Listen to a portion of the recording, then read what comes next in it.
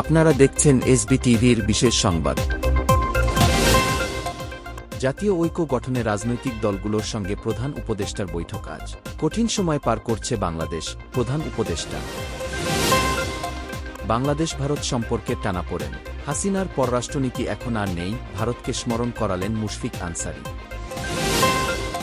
মানবতাবিরোধী অপরাধের মামলায় সাবেক মন্ত্রী আমু ও কামরুল ইসলামকে আন্তর্জাতিক অপরাধ ট্রাইব্যুনালে আনা হয়েছে।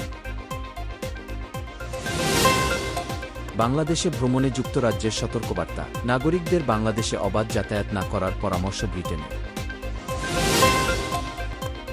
দুই গ্রুপের গোলাগুলির কারণে সাজেক থেকে ফিরতে পারেননি পর্যটকরা। আজ পর্যটকদের সাজেক ভ্রমণে নিরুৎসাহিত করল প্রশাসন। বাংলাদেশ সরকারের সঙ্গে আলোচনার জন্য পররাষ্ট্র সচিব বিক্রম মিসরিকে ঢাকায় পাঠাচ্ছে ভারত।